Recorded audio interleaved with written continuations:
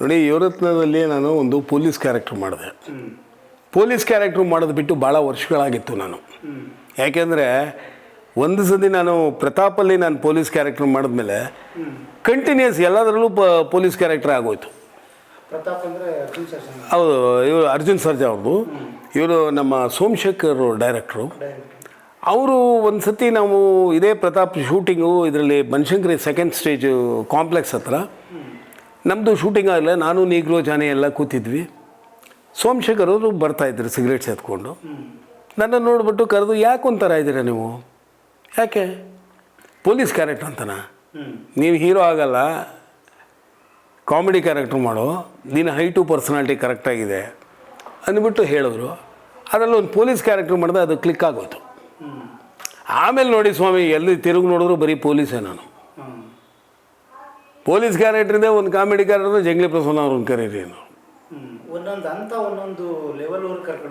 ಹಾಂ, ಹಾಗೆ police character ಮಾಡಿದೆ.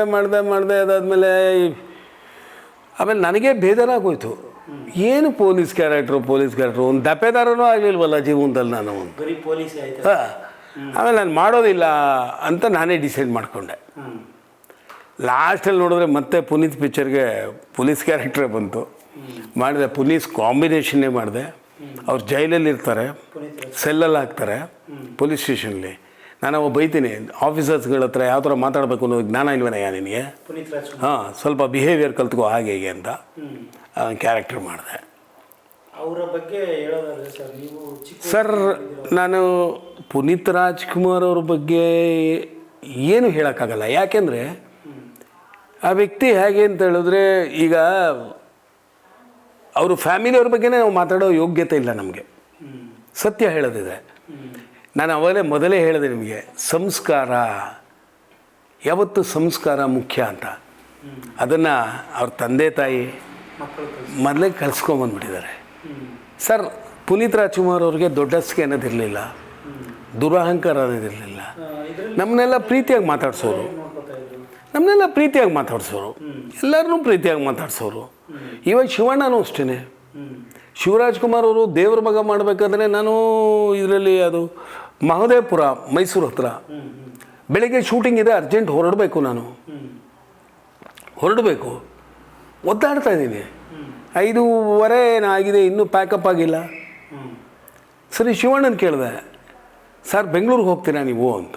ಯಾಕೆ ನಾವು ಮೈಸೂರಲ್ಲಿ ಇಳ್ಕೊಂಡಿದ್ವಿ. ಹೌದು, ಯಾಕೆ? ಇಲ್ಲ ಸರ್, ನಾಳೆ ಬೆಳಗ್ಗೆ ಶೂಟಿಂಗ್ ಇದೆ. ಶೂಟಿಂಗ್ ಇದ್ದರೆ ಮತ್ತೆ ಆ ಥರ ಎಲ್ಲ ಕೇಳಿಗಿಡಬಾರ್ದು, ಬಂದು ಕೂತ್ಕೊಂಡ್ಬಿಡ್ಬೇಕು ಕಾರ್ಗೆ ಅಂತ. ಸರ್, ನನಗಿಂತ ಮೊದಲೇ ಅವ್ರದ್ದು ಶೂಟಿಂಗ್ ಆದಮೇಲೆ ಅವ್ರು ಮೇಕಪ್ ತೆಗೆದು ಕಾಸ್ಟ್ಯೂಮ್ ಚೇಂಜ್ ಮಾಡಿ ಎಲ್ಲ ಮಾಡಿ ಅವರು ಕಾರ್ ಹೊರ್ಕೊಂಡು ನನ್ನ ಶಾಟ್ ಮುಗಿಯೋವರೆಗೂ ಕಾಯ್ತಾ ನಿಂತಿದ್ರು. ಆಮೇಲೆ ಕರ್ಕೊಂಬಂದು ನನ್ನ ಮೈಸೂರು ರೋಡ್ವರೆಗೂ ಬಿಟ್ಟು ನಿಮ್ಮ ಮನೆ ಹತ್ರ ಬಿಡ್ತೀನಿ ಅಂದರು. ನಾನು ಹೇಳಿದೆ, ಇಲ್ಲ ದಯವಿಟ್ಟು ನಮ್ಮ ಮನೆ ಹತ್ರ ಬರಬೇಡಿ ಸರ್, ಜನ ಬರ್ತಾರೆ, ದಯವಿಟ್ಟು. ಸರ್, ಹೋಗ್ಬೇಕಾದ್ರೆ ಹೇಳ್ಬಿಟ್ಟು ಹೋದರು, ನೀವು ನಾಳೆ ಬರೋಲ್ಲ, ನಾಡಿದ್ದು ಬರ್ತೀರಲ್ವ, ನನಗೊಂದು ಸಣ್ಣದೊಂದು ಮಿಸ್ ಕಾಲ್ ಕೊಟ್ಬಿಡಿ, ನಾನು ಇಲ್ಲಿ ಬಂದು ವೆಯ್ಟ್ ಮಾಡ್ತೀನಿ, ನಾನು ಪಿಕಪ್ ಮಾಡ್ತೀನಿ ಅಂತ. ಅದನ್ನು ಸಂಸ್ಕಾರ ಅಂತಲೇ ಹೇಳೋದು. ಅವ್ರ ಮನೆಯಲ್ಲಿ ಎಲ್ಲರೂ ಅಷ್ಟೇ. ಮೊನ್ನೆ ನನ್ನ ದೊಡ್ಡ ಮಗಂದು ಯಾವುದೋ ಒಂದು ಸಿನಿಮಾ ಪೂಜೆಗೆ ಬಂದಿದ್ದರು. ಲಕ್ಷ್ಮಿಯವರು, ಗೋವಿಂದರಾಜು ಅವರು, ಎಲ್ಲರೂ ನನ್ನ ಸಿನಿಮಾ ಇದಕ್ಕೆ ಪ್ರೆಸ್ ಮೀಟಿಗೆ ಬರ್ತೀನಿ ಅಂತ ಹೇಳಿದ್ದಾರೆ. ಎಲ್ಲರೂ ಅಷ್ಟೇ ವಿಶ್ ಮಾಡಿದ್ರು, ಖುಷಿಪಟ್ಟರು, ತುಂಬ ಚೆನ್ನಾಗಿದ್ದಾನೆ ಮಾಡಿಸಿ ಅಂತಲ್ಲ. ಆ ಎನ್ಕರೇಜ್ಮೆಂಟ್ ಇದೆ, ಆಮೇಲೆ ಆ ಪ್ರೀತಿ ಇದೆ.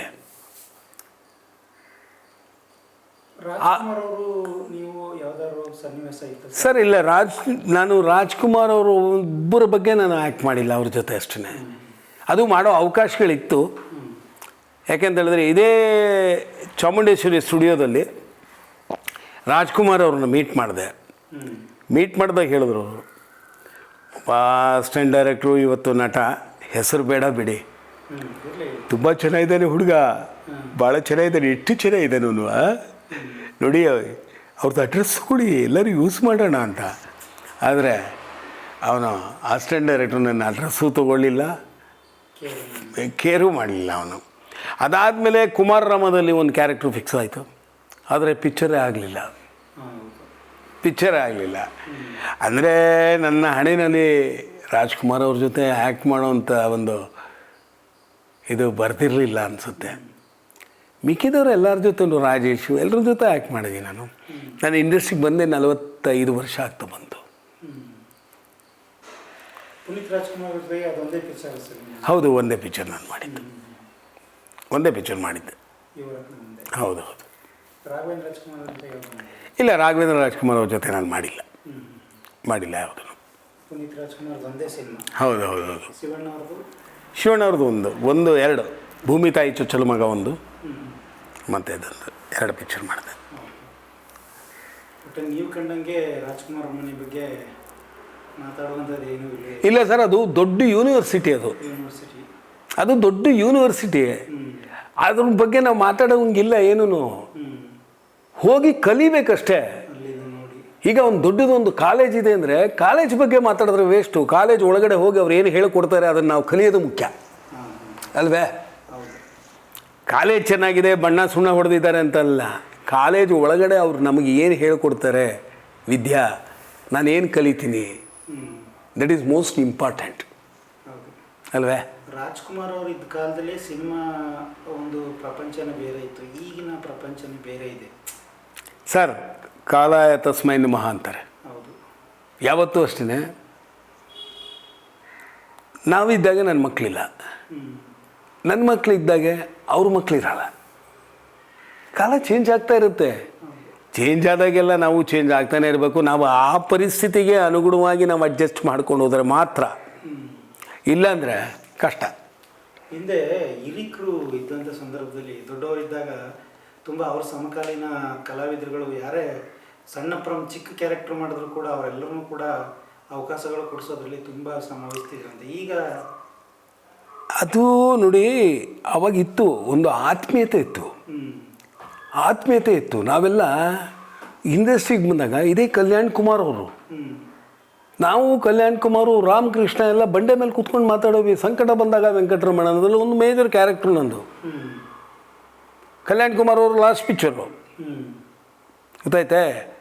ಆವಾಗ ಇವನೊಬ್ಬ ಹೀರೋ, ಅವನು ವಿಲನ್ನು, ಅವೆಲ್ಲ ಇರಲಿಲ್ಲ. ಕೂತ್ಕೊಂಡು ಕಷ್ಟ ಸುಖ ಮಾತಾಡ್ತಾ ಇದ್ವಿ. ಹೇಗಿದ್ದೀರಾ, ಏನು ಜೀವನ ಏನು ಅಂತ ಹಂಚ್ಕೊಂಡು ತಿಂತಾಯಿದ್ವಿ, ಒಟ್ಟಿಗೆ ಇರುವೆ. ಆದರೆ ಇವತ್ತಿನ ಪರಿಸ್ಥಿತಿ ಬೇರೆ ಇದೆ.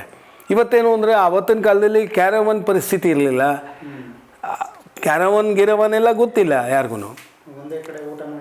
ಒಂದೇ ಕಡೆ ಊಟ ಮಾಡ್ತಾಯಿದ್ವಿ, ಚೇರ್ ಹಾಕ್ಕೊಂಡು ಮರದ ಕೆಳಗಡೆ ಕೂತ್ಕೊಂಡು ಮಾತಾಡೋರು ಎಲ್ಲ.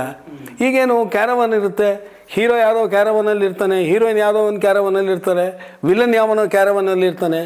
ಈ ಕ್ಯಾರೆಕ್ಟರ್ ಆರ್ಟಿಸ್ಟ್ಗಳು ನಮ್ಮಂಥ ಪೋಷಕ ನಟರು ಯಾವುದೋ ಮರದ ಕೆಳಗಡೆ ಒಂದು ಚೇರ್ ಹಾಕೊಂಡು ಕೂತಿರ್ತೀವಿ.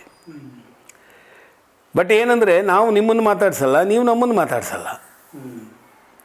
ಯಾವಾಗ ಒಬ್ಬ ಕಲಾವಿದ ಇನ್ನೊಬ್ಬ ಕಲಾವಿದನ ಜೊತೆ ಕೂತ್ಕೊಂಡು ಮಾತಾಡಿ ವಿಚಾರ ವಿನಿಮಯಗಳನ್ನು ಮಾಡಿಕೊಂಡಾಗ ಮಾತ್ರ ನಿಮ್ಮ ಕ್ಯಾಲಿಬರ್ ಏನು ಅಂತ ಗೊತ್ತಾಗೋದು. ನೀವೇನು ಆ್ಯಕ್ಟ್ ಮಾಡ್ತೀರಾ ಅಲ್ಲಿ ಬಂದು ಅಂತ. ಇಲ್ಲಾಂದರೆ ಸ್ಕ್ರಿಪ್ಟ್ ತೊಗೊಂಡು ನಿಮ್ಮ ಪಾಡಿ ನೀವು ಆ್ಯಕ್ಟ್ ಮಾಡ್ತೀರಾ, ನಮ್ಮ ಪಾಡಿ ನಾವು ಆ್ಯಕ್ಟ್ ಮಾಡ್ತೀವಿ. ಅದನ್ನೆಲ್ಲ ಹಿಂದಿನ ಕಾಲದಲ್ಲಿ ಹಾಗಿರಲಿಲ್ಲ. ಇದೇ ಅಶ್ವಥ್ ಹೇಳ್ಕೊಡೋರು ನಮಗೆ, ಹೀಗೆ ಮಾಡಬೇಕು ಸರ್. ಅವರೆಲ್ಲ ಲೆಜೆಂಡ್ಸ್ ಸರ್. ಅವ್ರ ಬಗ್ಗೆ ಎಲ್ಲ ಮಾತಾಡೋ ಯೋಗ್ಯತೆಯೇ ನಮಗಿಲ್ಲ ಸರ್. ಯಾಕೆಂದರೆ ಅವ್ರನ್ನೆಲ್ಲ ಜ್ಞಾಪಿಸ್ಕೊಂಡಾಗ ನಮ್ಮ ಕಣ್ಣಲ್ಲಿ ನೀರು ಬರುತ್ತೆ. ಆಮೇಲೆ ಅವತ್ತಿನ ಆತ್ಮೀಯತೆಯೇ ಬೇರೆ, ಇವತ್ತಿನ ಅವತ್ತು ಕಲಾವಿದರೆಲ್ಲ ಒಂದು ಮನೆಯವ್ರ ಥರ ಸರ್. ಒಂದು ಮನೆ, ಒಂದು ಕುಟುಂಬ, ಒಂದು ಸಂಸಾರ. ಈಗ ಹಾಗೇನಿಲ್ಲ. ಯಾಕೆಂದರೆ ಅವಾಗ ದುಡ್ಡು ಇರಲಿಲ್ಲ ಅವಾಗ, ಏನಿಲ್ಲ. ಇವತ್ತು ಯಥೇಚ್ಛವಾಗಿ ದುಡ್ಡಿದೆ, ಆತ್ಮೀಯತೆ ಇಲ್ಲ. ಏನು ಮಾಡೋಕ್ಕಾಗಲ್ಲ. ನಾವೊಂದು ಏನು ಮಾಡ್ತೀರಾ, ಮಾತಾಡಿ ಪ್ರಯೋಜನ ಇಲ್ಲ, ಏನು ಮಾಡೋಕ್ಕಾಗಲ್ಲ ಸರ್. ಮನುಷ್ಯ ಯಾವತ್ತೂ ಸಂಘಜೀವಿ. ಮನುಷ್ಯನ ಅರ್ಥ ಮಾಡಿಕೊಂಡು ಮನುಷ್ಯನ ಜೊತೆ ಬಾಳಿದಾಗ ಮಾತ್ರ ಅದು ಒಂದು ಮನುಷ್ಯತ್ವ ಇದ್ದು ಮಾಡಿದ್ರೆ ಅದು ಒಂದು ಲೈಫ್ ಅನ್ನೋದು. ಅದೇ ಇಲ್ಲಾಂದರೆ ಏನೂ ಮಾಡೋಕ್ಕಾಗಲ್ಲ. ನೀವು ನನಗೆ ಯಾರೂ ಬೇಡ, ನನಗೆ ದುಡ್ಡಿದೆ. ಇನ್ನೊಬ್ಬನೂ ಹೇಳ್ತಾನೆ ನನಗೂ ಯಾರೂ ಬೇಡ, ನಿನ್ನ ದುಡ್ಡು ನೀನು ಇಟ್ಕೊ, ನನ್ನ ದುಡ್ಡು ನಾನು ಇಟ್ಕೊತೇನೆ ಅಂತ. ಪ್ರಯೋಜನ ಏನು? ಏನೂ ಇಲ್ಲ. ಹಿಂದೆ ಹಳ್ಳಿಗಳಲ್ಲಾಗಲಿ ನಾವು ಕಲಾವಿದರು ಹೋದಾಗ ಎಷ್ಟು ರೆಸ್ಪೆಕ್ಟ್ ಕೊಡೋರು, ಹೌದು, ಎಷ್ಟು ರೆಸ್ಪೆಕ್ಟ್ ಕೊಡೋರು. ಊಟ ಮಾಡಿ, ತಿಂಡಿ ತಿನ್ನಿ, ಎಲ್ಲವನ್ನೂ ಏನು ಮಾಡೋರು. ಹಾಂ, ಈಗ ಅವೆಲ್ಲ ಇಲ್ವೇ ಇಲ್ಲ.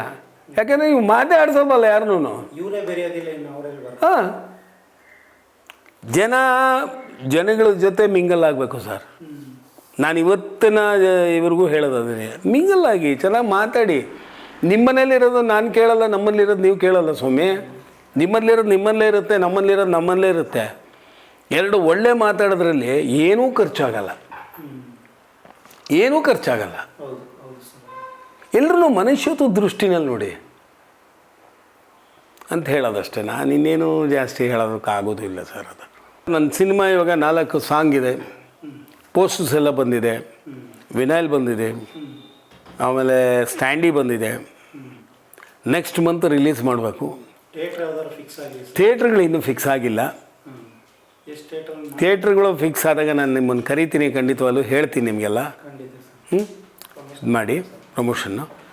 ಹಾಗೆ ನಮಗೆ ಹಿಂದಿನ ಪೀಳಿಗೆಯವರು, ಪೇಪರ್ ಮೀಡಿಯಾದವರು, ಆಮೇಲೆ ಎಲೆಕ್ಟ್ರಾನಿಕ್ ಮೀಡಿಯಾದವರು, ಆಮೇಲೆ ಎಲೆಕ್ಟ್ರಾನಿಕ್ ಮೀಡಿಯಾ ಬಂತು, ಎಲೆಕ್ಟ್ರಾನಿಕ್ ಮೀಡಿಯಾದವರು ಅವರೆಲ್ಲ ನಮ್ಮನ್ನು ಬೆಳೆಸಿದ್ರು